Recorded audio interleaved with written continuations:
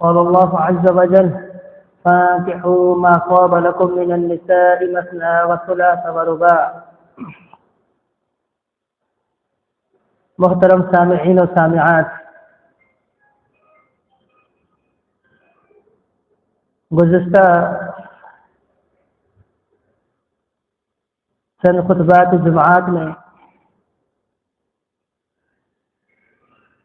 نکاح کے فضائل اور مسائل کے حوالے سے چند گزارشات آپ کے سامنے رکھے تھے،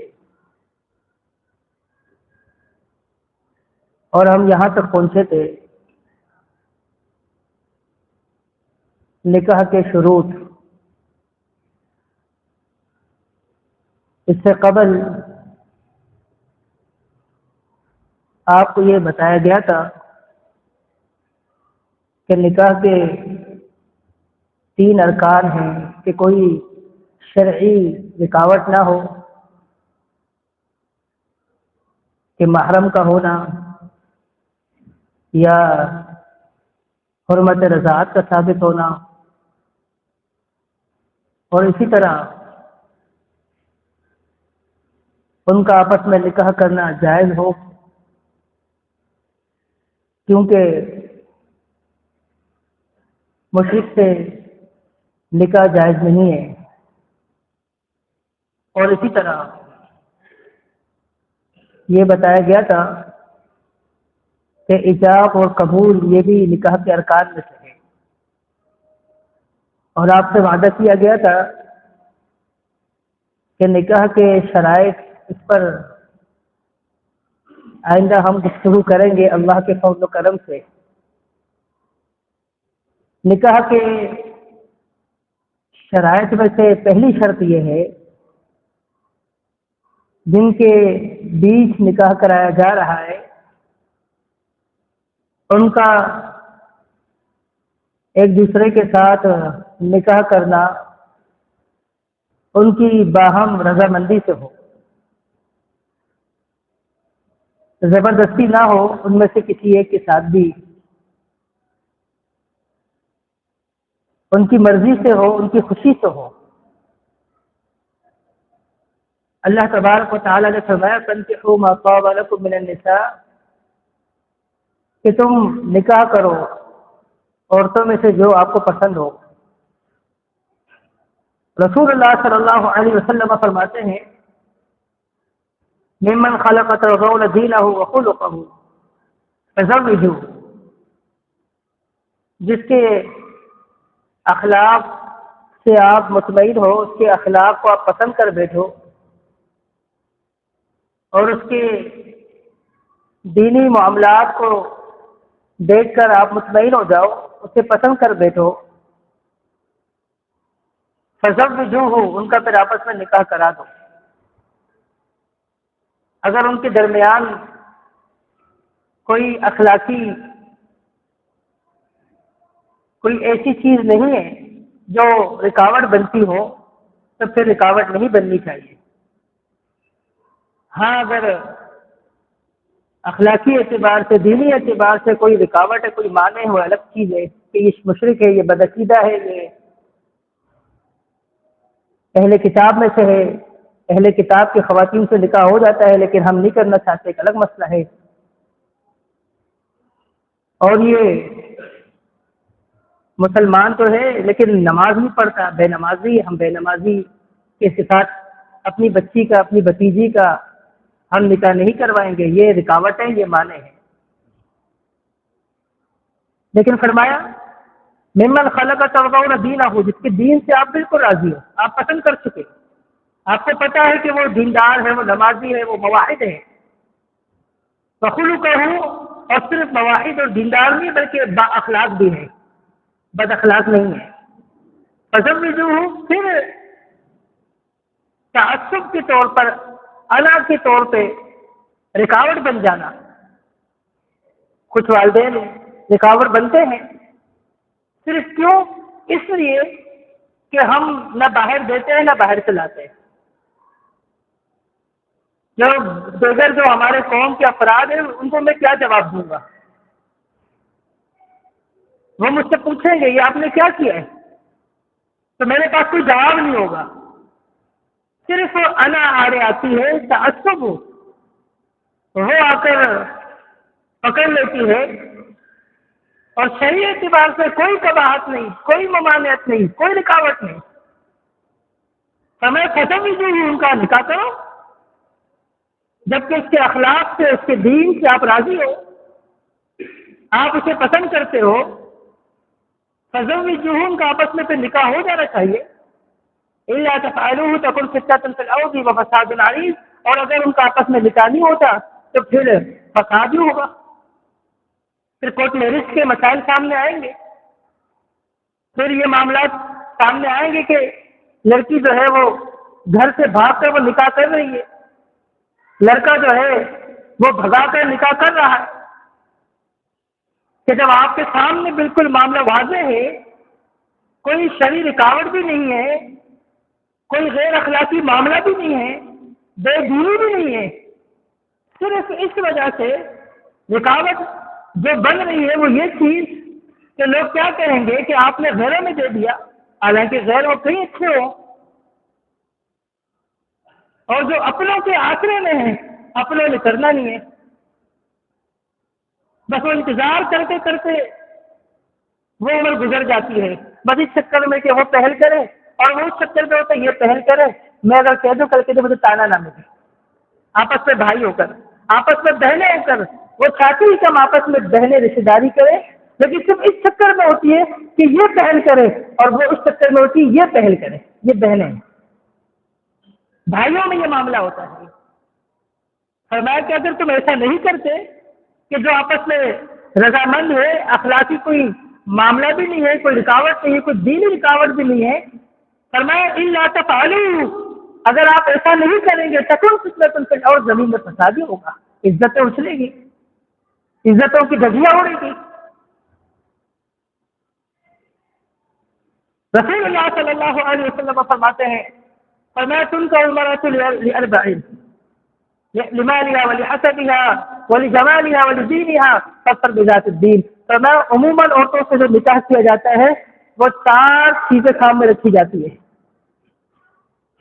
مال، ہر ایک مرد کی یہ خواہش ہوتی ہے کہ جس سے میں نکاح کروں تو وہ مالدار ہو، ولحسبها، اس کا حسب نسب اچھا ہو، ولجمالها، نمبر 3 خوبصورت ہو، رسول اللہ صلی اللہ علیہ وسلم نے فرمایا نمبر 4 ولدینها، دیندار ہو، فاظفر بذات الدین، اگر پہلی 3 چیزیں نہیں ملتی فاظفر بذات الدین، دین کو ترجیح دو، اگر دینداری مل رہی ہے تو دین کو ترجیح دو، فاظفر بذات الدین، اگر وہ دیندار ہے، وہ مواحد ہے، اس کے پاس نکاح کا پیغام بھیجو، اس سے نکاح کرو، فاظفر بذات الدین، دونوں جانبین۔ اگر کوئی لڑکا دیکھتا ہے اپنی بیٹی کے لیے، اپنی لڑکی کے لیے، تو وہاں بھی وہ دیکھے سامنے، اگر وہ دیندار ہے تو اس کے دین کو ترجیح دے، اور اسی طرح اگر لڑکے والے دیکھتے ہیں تو وہ بھی اس کے دین کو ترجیح دے۔ رسول اللہ صلی اللہ علیہ وسلم کے پاس خاتون آئی، آ کر کہنے لگی یا رسول اللہ، میرا مسئلہ یہ ہے کہ میرے والدین نے میرا نکاح اس سے کروا دیا ہے، اور انی کاریہا، مجھے ناپسند ہے، زبردستی کراہت کے ساتھ میرا نکاح کرایا گیا ہے، جبرن میرا نکاح کرایا گیا ہے، میں اسے نکاح کرنے میں جو ہے دل سے راضی نہیں تھی۔ رسول اللہ صلی اللہ علیہ وسلم نے فرمایا ان شئتی، اگر تو چاہے تو نکاح کو ختم کر دے، کھلا لے لے، اور اگر تو چاہے نکاح کو برقرار رکھ، یہ آپ کے اپنے ہاتھ میں ہے، زبردستی کوئی نہیں ہے، اگر انہوں نے زبردستی کر لی ہے، آپ اپنی زندگی کو اس طرح مت گزاریں، اس پریشانی میں نہ گزاریں، اگر آپ چاہیں تو ختم کر لیں، چاہیں تو آپ برقرار رکھیں۔ کہنے لگے نہیں یا رسول اللہ، اب تو مجھے جو ہے اس پہ راضی ہونا ہی پڑا، مجھے جو ہے اس پہ دلی طور پر میں راضی ہو چکی ہوں، اب میں مطمئن ہو چکی ہوں، لیکن میں دیگر لوگوں کے لیے، دیگر لڑکیوں کے لیے، خواتین کے لیے یہ مسئلہ آپ سے پوچھنا چاہتی تھی۔ تو زبردستی نہیں ہے، یہ زبردستی کے نتائج اچھے نہیں ہوتے، اپنی مرضی، اپنی انا، اپنے ناک کے چکر میں پوری زندگی لڑکی کو دھکیل دینا، ایک دلدل کے اندر، آپ کو تو اس کا گھر اچھا لگے گا کیونکہ آپ کا بھتیجا ہے، آپ بھائی کا گھر ہے، آپ کے بھائی کے گھر میں آپ کی بچی جا رہی ہے، آپ کے بھتیجے کے نکاح میں جا رہی ہے، لیکن جب اسے پسند نہیں تو اس کے لیے تو وہ دلدل ہے، مصیبت کیوں سے دھکیل رہے ہیں؟ صرف اس لیے کہ پیدا ہوتے ہی بھائی نے کہہ دیا تھا، بس وہ فوت ہو گئے، اب اس کی جو ہے نا اس چیز کو سامنے رکھتے ہوئے اس کو پورا کرنا ہے، اپنی بیٹی کو دلدل میں ڈال دینا ہے۔ ہاں سمجھائے، اس کو جو ہے نصیحت کرے، اگر سمجھ آتی ہے، دل سے راضی ہو جاتی ہے تو ٹھیک ہے، ورنہ اس چکر میں نہیں کہ وہ بھائی دنیا میں نہیں ہے، وہ پیدا ہوتے ہی انہوں نے اس کا نام لے لیا تھا، اپنے بیٹے کے لیے ہی انہوں نے اس کا انتخاب کر لیا تھا۔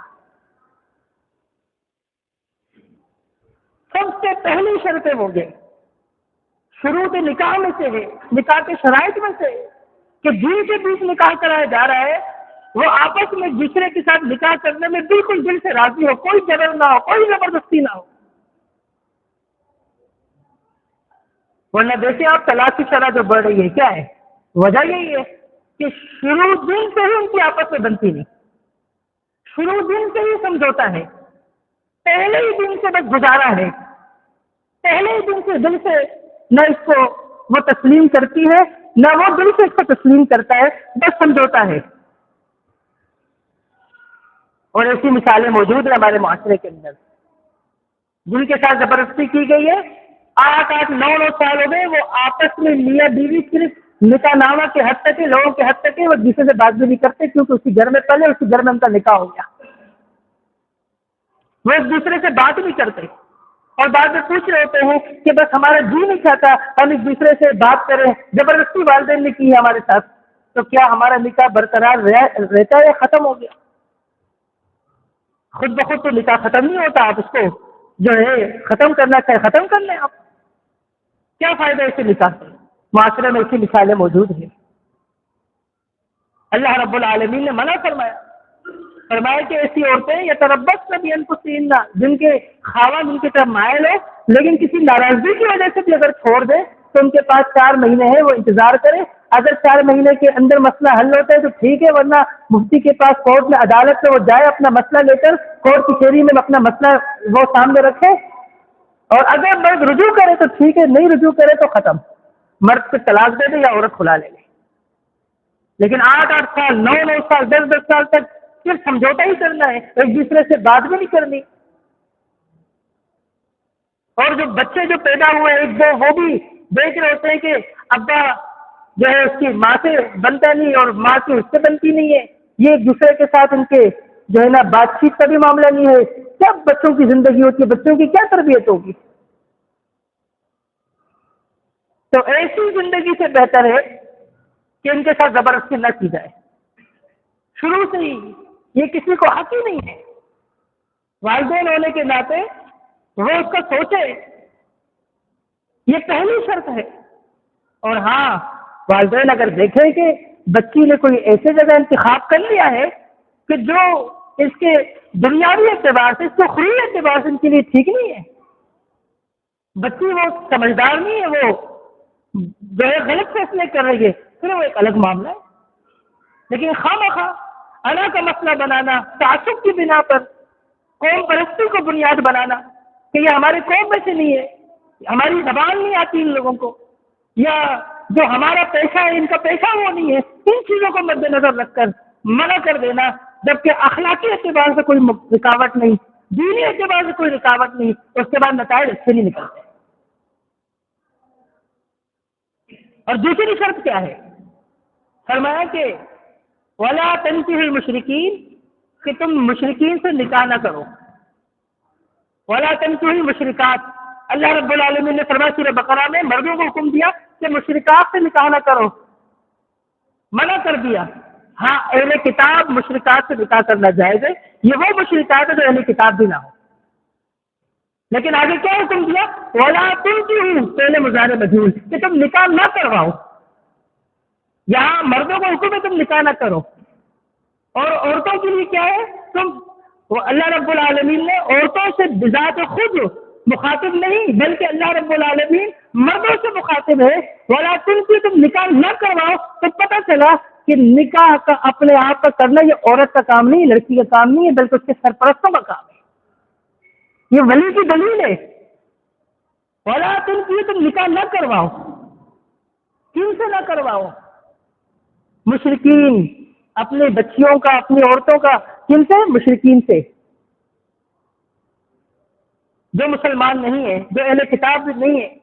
اہل کتاب تو خیر عورتوں سے نکاح جائز، ان کے مردوں سے بھی نکاح جائز، فرمایا ان سے نکاح نہ کرواؤ۔ رسول اللہ صلی اللہ علیہ وسلم فرماتے لا نکاح الا بولی، بغیر ولی کے نکاح نہیں ہوتا۔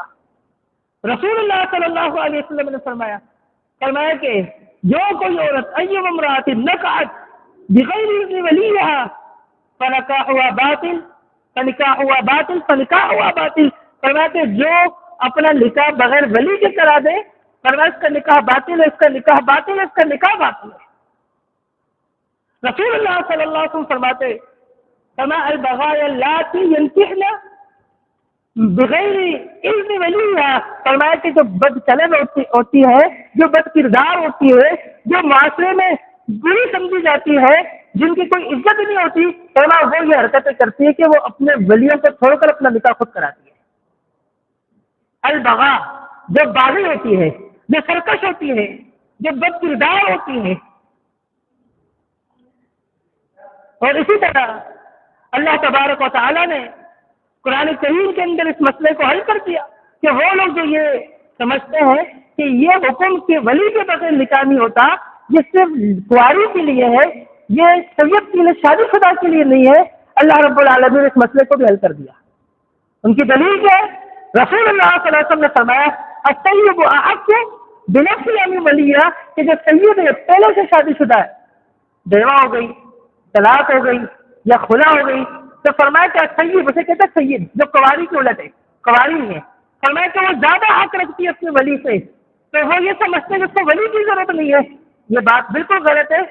پہلے یہ ہوتا تھا کہ جو سید ہوتی تھی، یعنی اس کا خاوند فوت ہو گیا، اب وہ اس کے جو دیور تھے وہ اس کے وارث بنتے تھے، ولی بنتے تھے، اگر وہ چاہتے تو اس کا نکاح کرا دیتے، اور جہاں وہ چاہتے اس کا نکاح وہاں کراتے، اور اگر چاہتے تو اس کا نکاح خود ہی اپنے آپ سے کراتے، خود ہی اس کے ساتھ نکاح کرتے، جبکہ وہ اس بات کو ناپسند سمجھتی تھی۔ اللہ رب العالمین نے فرمایا لا یحل لکم ان ترثوا النساء کرہا، کہ زبردستی عورتوں کے وارث نہ بنو، ان کے ولی نہ بنو، یہ تمہیں حق نہیں ہے کہ اگر ان کے خاوند فوت ہو گئے، اب وہ اس گھر میں دوبارہ اپنے خاوند کے بھائیوں میں سے، دیور میں سے کسی سے وہ نکاح نہیں کرنا چاہتی، لیکن اس کے ساتھ زبردستی کی جائے، فرمایا ایسا نہ کرو۔ تو اسی لیے رسول اللہ صلی اللہ علیہ وسلم نے فرمایا السید احق بنفس یعنی ولیہ، کہ جو سید ہے وہ زیادہ حق رکھتی ہے بنسبت اپنے ولی کے۔ اب اس کا یہ معنی ہرگز نہیں کہ یہ بغیر ولی کے نکاح کر سکتی ہے، فرمایا کہ اس سے مشورہ کیا جائے گا، اس سے مشورہ کیا جائے گا، اس سے پوچھا جائے گا، جب اس وقت تک اس کا نکاح جائز نہیں ہوگا سید کا، جب تک اس سے مشورہ نہ کی جائے، اس کے مشورے کے مطابق نہ کی جائے۔ اور جو قواری تو اس کے متعلق کیا فرمایا؟ اس سے مشورے کی ضرورت نہیں ہے، ہاں اس کی اگر رضامندی ضروری ہے، اگر وہ خاموش ہو جائے، اس کی جو خاموشی اس کی رضامندی شمار ہوگی۔ اگر وہ خاموش ہو جاتی ہے، خاموشی اختیار کر لیتی ہے، تو وہ اس کی رضامندی شمار ہوگی۔ لیکن سید کے حوالے سے فرمایا اس سے باقاعدہ طور پر مشورہ کیا جائے گا کہ یہاں کرے یا نہ کرے۔ اللہ رب العالمین نے سورہ بقرہ آیت نمبر 232 سے کیا فرمایا؟ وَإِذَا طَلَّقْتُمُ النِّسَاءَ فَبَلَغْنَ أَجَلَهُنَّ فَلَا تَعْضُلُوهُنَّ أَن يَنكِحْنَ أَزْوَاجَهُنَّ إِذَا تَرَاضَوْا بَيْنَهُم بِالْمَعْرُوفِ۔ ماقل بن یسار رضی اللہ عنہ، ان کی بہن کو ان کے خاوند نے طلاق دی نا، ماقل بن یسار کے بہنوں ہی نے، ماقل بن یسار رضی اللہ عنہ کی بہن کو طلاق دی۔ اب طلاق دی، طلاق کا اصول یہ ہے کہ اگر ایک یا دو طلاقیں ہوئی ہیں، عدت کے اندر رجوع نہیں ہوا ہے، عدت مکمل ہوگی عورت کی، تو عورت آزاد ہے، عورت آزاد ہے۔ اب دوبارہ اگر وہ آپس میں ایک ہونا چاہے، عدت گزرنے کے بعد وہ نکاح ختم ہو جاتا ہے، اب ان کو دوبارہ نکاح کرنا پڑے گا، بشرطے کہ 3 طلاقیں نہ دی ہو، 1 طلاق دی ہو یا 2 طلاق دی ہو۔ اگر عدت کے اندر رجوع کرے تو ٹھیک ہے، نکاح کی ضرورت نہیں۔ اگر عدت گزر گئی ہے، عدت ختم ہو چکی ہے، اب جو ہے نا تجدید نکاح کی ضرورت ہے۔ اب یہاں تجدید نکاح کا مسئلہ ہے۔ اللہ رب العالمین نے ماقل بن یسار رضی اللہ تعالیٰ عنہ سے مخاطب ہوتے اس کو حکم دیا معقل بن یسار نے اپنے بہنوئی سے منع کر دیا تھا، کہا آپ کو میں عزت دی، آپ کو تکریم دی، اپنی بہن کا رشتہ آپ کو دیا، اپنے بہن سے آپ کا نکاح کرایا، آپ نے کیا کیا؟ طلاق دی میری بہن کو، اور اب آپ لوگ چاہتے ہیں کہ آپ آپس میں نکاح کریں، آپ یہ چاہتے میں دوبارہ اپنی بہن کا نکاح آپ سے کرا دوں؟ کہ ایسا کبھی نہیں ہو سکتا، منع کر دیا، صاف انکار کر دیا۔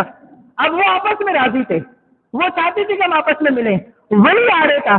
اللہ رب العالمین نے سورہ بقرہ آیت نمبر 232 میں فرمایا وَإِذَا طَلَّقْتُمُ النِّسَاءَ، عورتوں کو تم طلاق دو، فَبَلَغْنَ أَجَلَهُنَّ، ان کی عدت مکمل ہو جائے، فَلَا تَعْضُلُوهُنَّ، ہرگز رکاوٹ نہ کرو، ان کو مت روکو، اور ان کے ازواجہن، کہ اپنے ازواج، اپنے پہلے خاوند سے دوبارہ وہ آپس میں نکاح کریں۔ اذا تراضوا، جب وہ آپس میں راضی ہیں دوبارہ نکاح کرنے میں، اللہ رب العالمین چاہتے تو معقل بن یسار رضی اللہ عنہ کو حکم دیتے،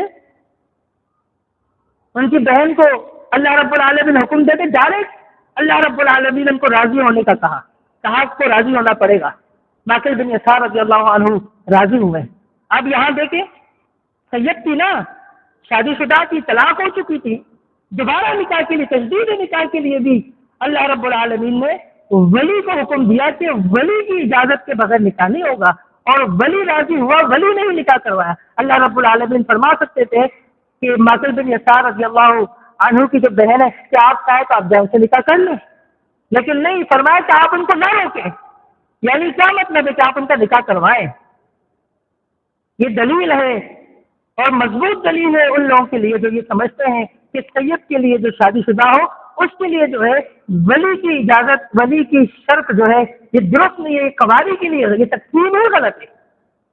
لا نکاح الا بولی، لا نفی جنس کا ہے، یہ لا اس کے اقسام ہوتے ہیں، یہ گرامر کے اندر لا جو ہے نا یہاں پر آئے، یہ لا نفی جنس کا ہے۔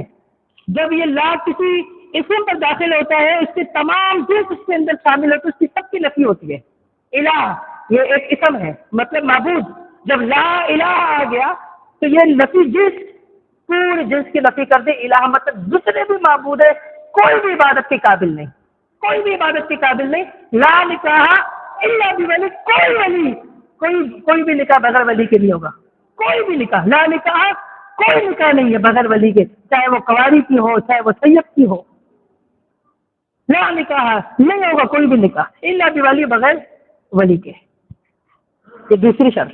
اور تیسری شرط کیا ہے؟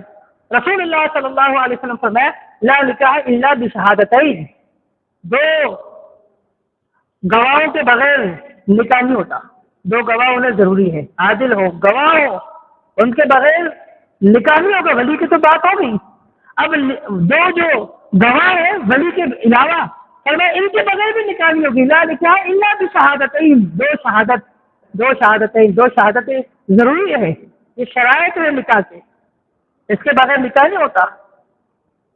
اب آپ دیکھیں جو کورٹ میرج ہوتے ہیں وہ کس طرح ہوتے ہیں، بھاگ کر نکاح کرتے ہیں، اب وہاں پر بیٹھے ہوئے ہیں، وہ بس سے ان کو خرید لیا جاتا ہے اور وہ وکالت کر رہے ہوتے ہیں، انہی میں سے گواہ بھی بنا لیے جاتے ہیں، اور وہ بطور گواہ بن کر پھر وہاں پر قاضی ان کا نکاح پڑھا رہا ہوتا ہے کہ انہی میں سے کسی ایک کو ولی بنا دیا، کسی دو کو جو ہے گواہ بنا دیا، نکاح ہو گیا۔ یہ کیا ہے؟ شریعت کی دھجیاں اڑائی جاری ہوتی ہے۔ اور یہ نکاح کیسے ہوتے ہیں؟ چھپ چھپ کے ہو رہے ہوتے ہیں، اور جب وہ کسی کو خبر ہو ہوتی ہے وہ دیگر لوگوں سے چھپا رہے ہوتے ہیں کہ اس نکاح کی کسی کو خبر نہ ہو۔ اور جو اس کے بغیر نکاح ہوتے ہیں، مساجد میں ہوتے ہیں، حال کے اندر ہوتے ہیں، گھروں کے اندر ہوتے ہیں، وہ سب کے سامنے ہوتے ہیں، اس پر فخر ہو رہا ہوتا ہے، اس پر مبارکبادیاں دے رہے ہوتے ہیں، ایک دوسرے کو مبارکباد دیتے ہیں، خوشی کا اظہار کر رہے ہوتے ہیں، اور جو نہیں آ رہے ہوتے وہ فون پہ مبارکباد دے رہے ہوتے ہیں، کچھ ایڈوانس میں مبارکباد دے رہے ہوتے ہیں، کچھ نکاح کے بعد مبارکباد دے رہے ہوتے ہیں، اور جو مبارکباد نہیں دیتے ان سے گلا کر رہے ہوتے ہیں، جو نکاح میں نہیں آتے، شادی میں نہیں آتے، ولیمے میں نہیں آتے ہیں، اس سے ناراضگی کا اظہار کر رہے ہوتے ہیں۔ لیکن یہاں کیا ہوتا ہے؟ چھپ رہے ہوتے ہیں کہ کسی کو پتہ نہ ہو، نکاح کو چھپا رہے ہوتے ہیں۔ جنہوں نے آپس میں نکاح کیا ہوتا ہے ان کے اندر بھی ڈر ہوتا ہے، خوف ہوتا ہے، کسی کو پتہ نہ چل جائے ہمارے نکاح کا۔ ان کے سرپرستوں کو بھی ڈر ہوتا ہے کہ ان کے نکاح کا کسی کو پتہ نہ ہو جائے، رسوائی ہوگی۔ اور رسول اللہ صلی اللہ علیہ وسلم نے کیا فرمایا گناہ کے متعلق جب پوچھا گیا؟ فرمایا کہ والاسم ما آک فی صدرک وکریہ ان یطلع علیہ الناس، گناہ کی نشانی یہی ہے کہ آپ کے سینے میں وہ کھٹکے گی، آپ کو مطمئن ہونے نہیں دے گی، آپ کو پتہ چلے گا ایت کری علی ناس، اور آپ اس بات کو ہرگز گوارا نہیں کریں گے کہ لوگوں کو اس کا پتہ چلے. آپ لوگوں سے اس کو چھپائیں گے تو یہ گناہ ہے. نیکی کو کون چھپاتا ہے؟ اچھا کام کون چھپاتا ہے؟ آپ نماز پڑھے اور کسی اپنے ہاتھ چھپا رہے ہوں گے، لیکن آپ غلط کام کریں گے تو چھپ کے کریں گے. آپ کوئی نشہ آور چیز لیں گے تو چھپ کے لیں گے اپنے بڑوں سے، کوئی دیکھ نہ لے، ڈانٹ نہ پڑ جائے. اگر آپ لوگوں کی مدد کر رہے ہوں گے، آپ کس سے چھپا رہے ہوں گے؟ تو محترم بھائیوں، تو فرمایا کہ نکاح کا اعلان کرو، باقاعدہ طور پر نکاح کا اعلان کرو، نکاح کا اعلان کرو. اور یہ جو نکاح ہوتے ہیں اس میں نکاح کا اعلان نہیں ہوتا، چھپ چھپ کے نکاح ہو رہے ہوتے ہیں، چھپ چھپ کے نکاح نہیں ہوتے. نکاح کا اعلان کرنے کا حکم ہے. ہاں سادگی کے ساتھ نکاح ہو وہ ایک الگ مسئلہ ہے.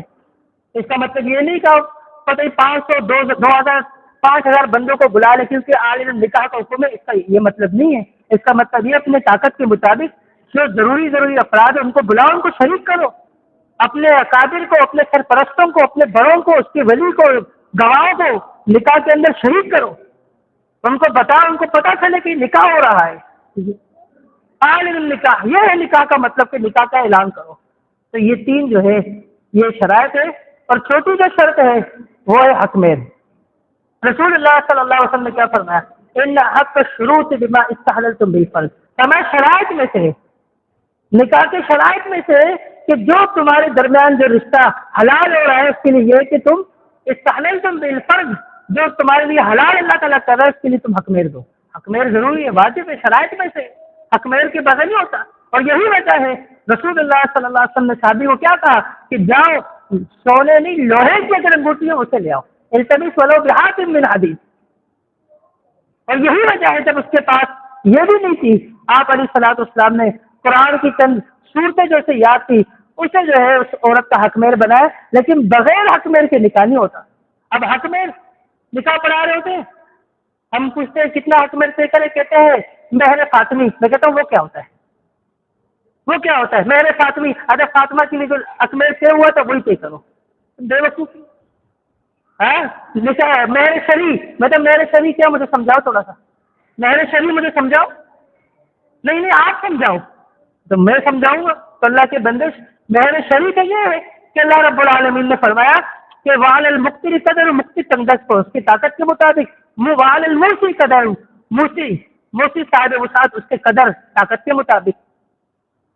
اب حق مہر کے لیے قانون جو کچھ لوگوں نے باندھ دیا ہے، اور وہ قانون کیا ہے؟ دارالقطنی کی ضعیف روایت اقل المہر 10 دراہم کہ 10 درہم سے کم پہ جو ہے 10 درہم سے کم حق مہر مقرر نہیں ہوگا. ضعیف روایت اور بالکل قرآن کے نص کے خلاف. قرآن کیا کہہ رہا ہے؟ قد علمنا ما فرضنا علیہم فی ازواجہم. یقیناً ہم جان چکے ہیں جو اللہ نے ان کے مردوں کے مالوں میں سے جو بطور حق مہر ان کے لیے جو اللہ نے فرض کیا ہے وہ کیا ہے؟ استطاعت کے مطابق ہے. کم سے کم حق مہر کی مثالیں ملتی ہے، زیادہ سے زیادہ کی مثالیں بھی ملتی ہے. ترمذی کی روایت ہے ایک خاتون جو نکاح کر رہی تھی ایک انصاری سے، اللہ کے نبی صلی اللہ علیہ وسلم نے پوچھا ارضیت بنفسک بنالین، جو جوتیوں کی عوض آپ راضی ہو چکی ہے نکاح کرنے میں کہ آپ کا حق مہر ہو؟ کہا بس میں راضی ہوں. کہا ٹھیک ہے. اب بتائیں یہ جو 10 درہم کی جو شرط ہے کہ 10 درہم سے کم حق مہر نہ ہو تو یہ کہاں گیا؟ یہ بالکل غلط ہے. کم سے کم اور زیادہ سے زیادہ دونوں کی جو ہے مثالیں ملتی ہے، اس کو طے کرنا ہی درست نہیں. لیکن ایک بہت بڑا المیہ ہے، بڑے سے بڑے جگہوں پر جہاں پر شہنائی کے لیے، جہاں پر ڈول دھماکے کے لیے، ڈول دھماکے پر کن کن فالتو کاموں کے لیے، جہاں آتش بازی کے لیے کئی ہزاروں پیسے خرچ کر رہے ہوتے ہیں. جب حق مہر ہم پوچھ رہے ہوتے ہیں نا وہ کان میں اس طرح شرم سے بتا رہے ہوتے ہیں کہ پتہ نہیں کیا پوچھ لیا میں نے. اور کیوں کان میں جو ہے نا بتا رہے ہوتے قریب ہو کر نزدیک ہو کر 5000 7000 8000 کئی مرتبہ لڑکتے ہم. یہ کیا کر رہے ہو آپ؟